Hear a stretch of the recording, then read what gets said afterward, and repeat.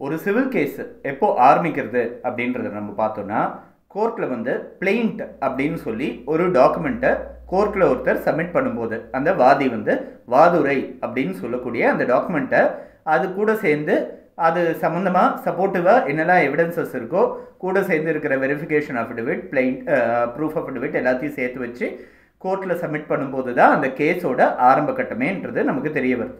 So இதுதான் civil கேஸோட ஆரம்பம். ஆரம்பத்தில் ஃபைல் பண்ணப்படுற இந்த பிளெயிண்ட்டுன்ற டாக்குமெண்ட், இந்த வாதுரைன்ற டாக்குமெண்ட் வந்து சுப்ரீம் கோர்ட் வரைக்கும் இந்த கேஸ் நடந்ததுன்னா கூட இதுதான் வந்து அடிப்படையாக இருக்கும், ஆணிவேராக இருக்கும்ன்றதை நமக்கு தெரியும். அதே மாதிரி இதில் சொல்லப்பட்ட தகவலை தான் ப்ரூவ் பண்ணணும். இந்த தகவலை அடிப்படையாக வச்சு தான் அந்த கேஸை ஃபர்தராக நடக்கும்ன்றதையும் தெரிஞ்சிக்க வேண்டியது. இதே மாதிரி எதிரி அதாவது டிஃபென்ஸ் இருக்கிறவங்க, டிஃபெண்டன்ட் அப்படின்றவர், பிரதிவாதின்றவர் ரிட்டன் ஸ்டேட்மெண்ட் அப்படின்னு ஒரு டாக்குமெண்ட் ஒன்று சப்மிட் பண்ணுவார். அந்த டாக்குமெண்ட் தான் அவரோட தரப்புக்கு இருக்கிறதுலே ஆணிவேர அஸ்திவாரம்னு சொல்ல முடியும். இந்த கேஸு சுப்ரீம் கோர்ட் வரைக்கும் போச்சுன்னா கூட, டிஸ்ட்ரிக்ட் முன்சிப் கோர்ட்லேருந்து சுப்ரீம் கோர்ட் போகிற வரைக்கும் இந்த கேஸ் தான் ஒவ்வொரு அப்பீல்லையும் சரி, ஒவ்வொரு ஸ்டேஜஸ்லேயும் சரி, ரிவிஷன்லேயும் சரி, இதுதான் பேசிஸாக இருக்கும். இவர் ஃபைல் பண்ணுற பிளைண்ட்டு எதிரி ஃபைல் பண்ணுற ரிட்டன் ஸ்டேட்மெண்ட்டை பேஸ் பண்ணி தான் அந்த கேஸோட முடிவே இருக்கும்.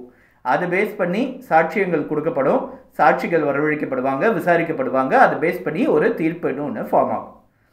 இந்த பிளைண்ட்டை எப்படி டிராஃப்ட் பண்ணுறது, இந்த ரிட்டன் ஸ்டேட்மெண்ட்டை டிராஃப்ட் பண்ணுறது எப்படி அப்படின்றது தான் இந்த வீடியோவில் நம்ம பார்க்க போகிறோம்.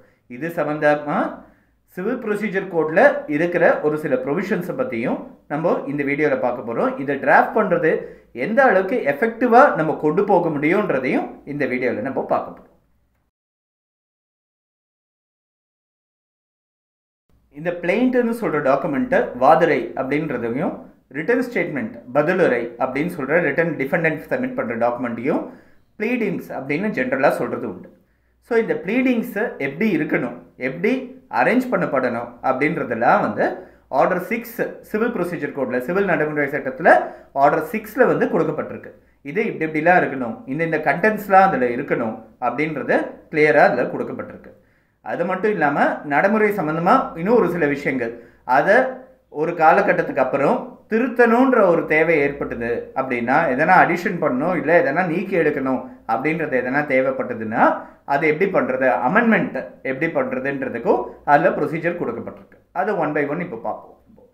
பேசிக்காக ஆரம்பிக்கிறதுலே என்ன சொல்கிறாங்கன்னா, ப்ளீட் தை மெட்டீரியல் ஃபேக்ட்ஸை மட்டும்தான் சொல்லணும், மெட்டீரியல் ஃபேக்ட்ஸை மட்டும்தான் சொல்லணும், எவிடன்ஸை சொல்லக்கூடாது. எவிடன்ஸை வந்து ப்ளீட் பண்ணணுன்ற அவசியம் கிடையாது.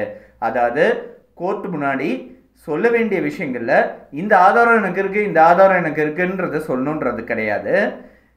தேவையான சம்மந்தப்பட்ட முக்கியமான தகவல்கள், மெட்டீரியல் ஃபேக்ட்ஸ்னால் என்ன அப்படின்றத பார்த்தோன்னா, இந்த தகவல் இல்லாமல் இந்த கேஸு சரியான ஒரு முடிவுக்கு கொண்டு வர முடியாதுன்ற மாதிரி இருக்கக்கூடிய ஒரு சில தகவல்கள், மெட்டீரியல் ஃபேக்ட்ஸ் இன்ஃபர்மேஷன் வந்து அந்த பிளெயிண்ட்டில் சொல்லப்பட்டிருக்கணும். இது ரொம்ப முக்கியமான ஒரு விஷயம். ஒரு சிலர் வந்து ஒரு பிளெயிண்ட்டோட, அதாவது அந்த கிளைண்ட்டை சாட்டிஸ்ஃபை பண்ணுறதுக்கு ஒரு சிலர் செய்கிறதா இருக்கலாம், இல்லைனாக்கா அவங்களுக்கு ஒரு செல்ஃப் சாட்டிஸ்ஃபேக்ஷனுக்காக இருக்கலாம்.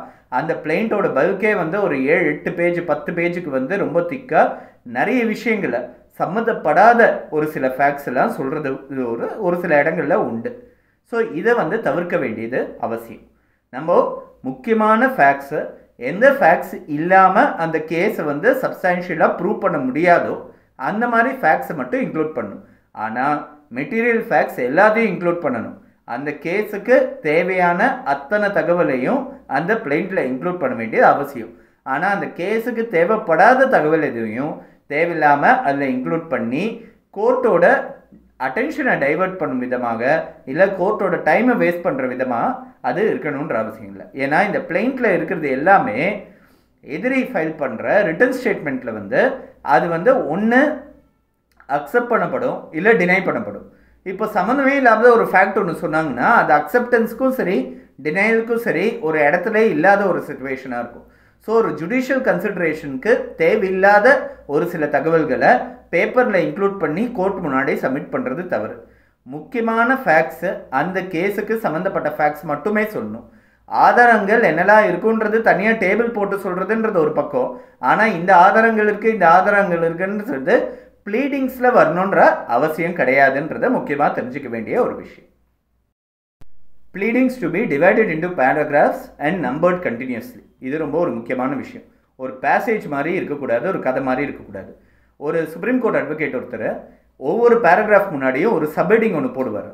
அவர் ஆரம்பத்தில் ட்ரையல் கோர்ட் அட்வொகேட்டாக இருந்த காலத்துலேருந்தே அந்த சப்ஹெட்டிங் போடுற பழக்கமாக இருந்து, அதுக்கப்புறம் அவர் சுப்ரீம் கோர்ட்டில் அட்வொகேட்டாக ப்ராக்டிஸ் பண்ணும்போது ஒவ்வொரு பேராகிராஃப் முன்னாடியும் அவர் கோர்ட்டில் சப்மிட் பண்ணுற டாக்குமெண்ட்டோட ஒவ்வொரு பேராகிராஃப் மேலேயும் அந்த பேராகிராஃபை எதை சொல்கிறதுன்றதுக்கான சப்ஹெட்டிங் போட்டுட்டு அந்த பேராகிராஃபில் இருக்கிற இன்ஃபர்மேஷனை சப் பாயிண்ட் ஏபிசின்னு போடுறதுன்றது ஒரு பழக்கம் இருக்குது.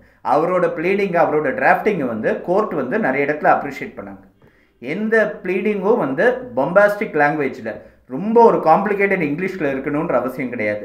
அதே மாதிரி தமிழ்லேயும் இருக்கலாம், பட் ரொம்ப காம்ப்ளிகேட்டடான லாங்குவேஜில் இருக்கணுன்ற அவசியம் கிடையாது. ஆனால் பார்த்த உடனே புரியணும். அது சரியான முறையில் ஆர்டர் பண்ண வரிசைப்படுத்தப்படணும்.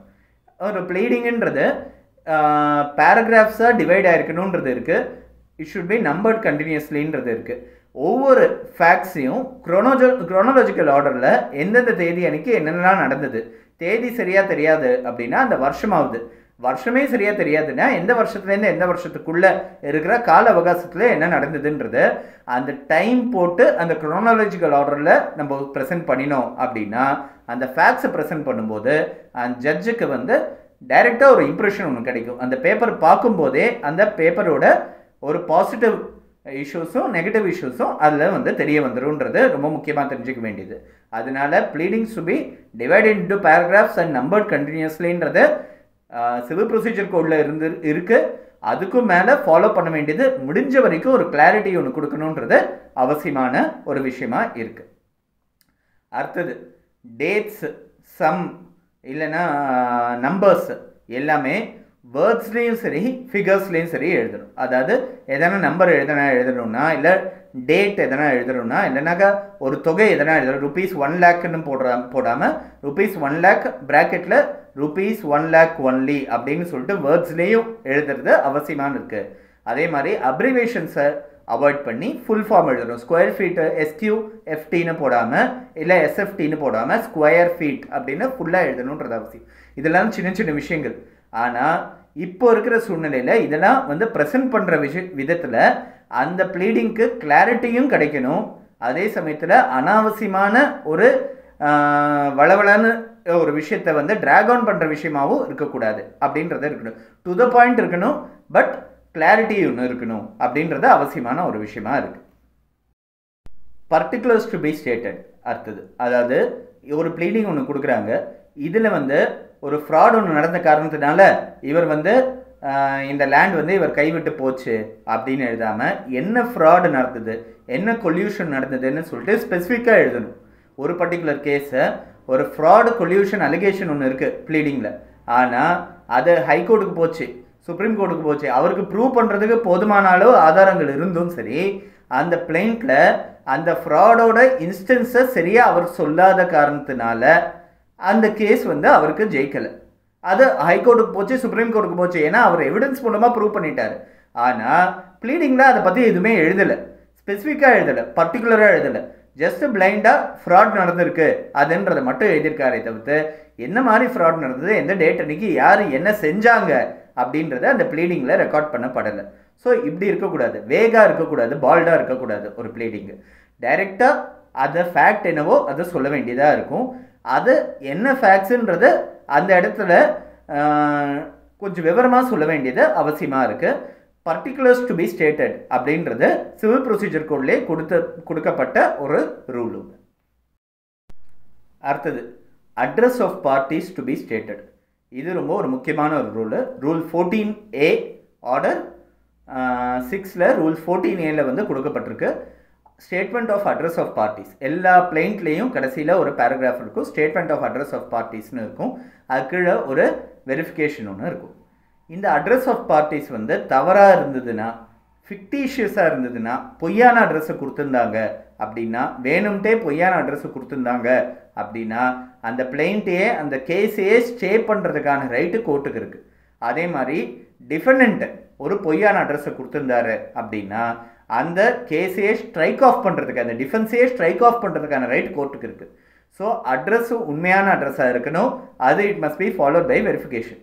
ஒரு சிலர் உண்டு, ஒரு கேஸ் வந்து ஒருத்தர் பேரில் ஃபைல் பண்ணுவாங்க, அவங்க அந்த அட்ரஸில் இல்லைன்னு தெரிஞ்சும் அந்த ஒரு பர்டிகுலர் அட்ரஸை கோட் பண்ணி போடுவாங்க. ஏன்னா எக்ஸ்பர்ட்டி ஆர்டர் கிடைக்கும், அவங்களுக்கு சாதகமாக ஒருதலைபட்சமாக ஆர்டர் கிடைக்கும், எதிராளி கோர்ட்டுக்கே வரமாட்டாங்க, அவங்களுக்கு சமன்ஸ் வரதுக்கான வாய்ப்பே இல்லை, அதனால் அவங்களுக்கு எக்ஸ்பர்ட்டி ஆர்டர் கிடைக்கும்னு சொல்லி ஃபிக்டிஷியஸ் அட்ரஸ் போட்டு ஒரு கேஸ் ஃபைல் பண்ணுறவங்க இருக்காங்க. ஸோ இந்த மாதிரி பண்ணுறதை தவிர்க்கணுன்றதுக்காக கொடுக்கப்பட்ட ஒரு ப்ரொவிஷன் ஒரு அமெண்ட்மெண்ட்டில் வந்தது.